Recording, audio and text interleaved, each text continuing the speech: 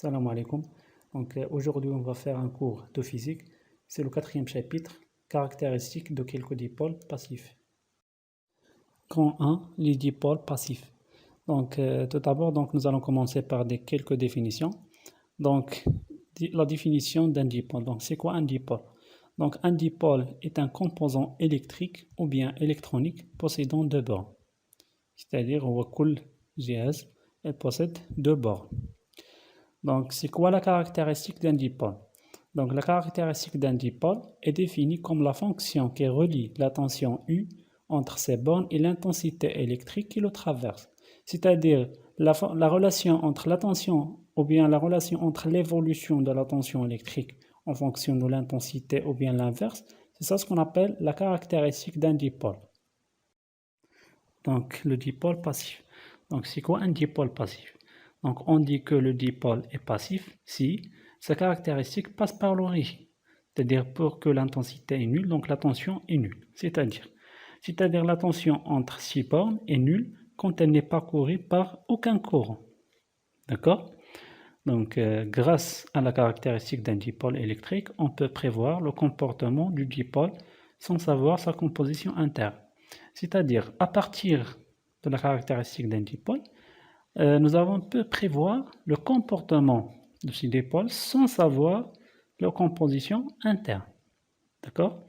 Voilà quelques exemples de dipôles passifs. La lampe à incandescence, des conducteurs ohmiques, une diode Zener, une diode normale ou bien une diode à jonction. On passe à les caractéristiques de quelques dipôles passifs. Petit 1, montage expérimental. D'une manière générale, pour tracer la caractéristique courant-tension ou bien tension-courant d'un dipôle passif, il suffit de réaliser l'un des deux montages suivants. C'est-à-dire, pour trouver ou bien pour tracer la caractéristique d'un dipôle passif, il suffit de réaliser l'un des deux montages suivants. Soit on réalise le montage 1, soit on réalise le montage 2. Pour le montage 1, en faisant varier l'intensité du courant électrique à travers ce qu'on appelle le rhéostat. À travers ce rhéostat-là, si on varie les valeurs de la résistance, les valeurs de l'intensité électrique varient aussi. Et pour le montage 2, en faisant varier la tension électrique à travers ce qu'on appelle générateur à tension variable. C'est-à-dire lorsqu'on varie les valeurs de la tension électrique, les valeurs de l'intensité électrique varient aussi.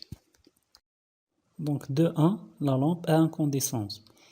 Maintenant, on va essayer de tracer la caractéristique d'une lampe à incandescence. Voilà une image réelle de la lampe. Et voilà le symbole de cette lampe.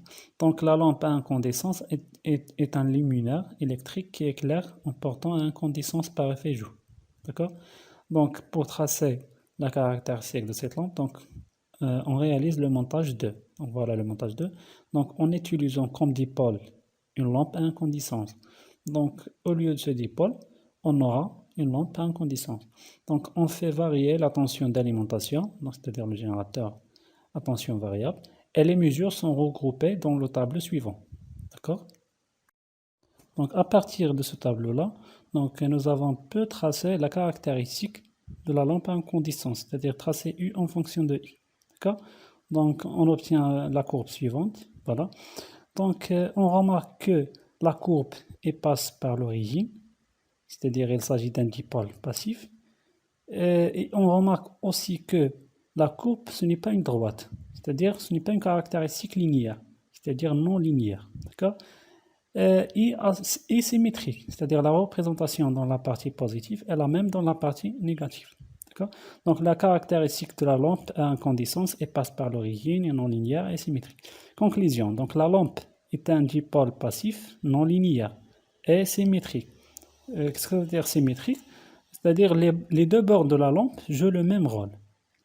C'est-à-dire, إلا رجعنا لهذا لو سيركوي ديالنا وسوا لا لامب كانت مركبه بهاد الطريقه هذه وبدلنا لي بورن ديال لا لامب ما غادي يتبدل والو لا فونكسيونمون غادا تبقى هي داكوغ.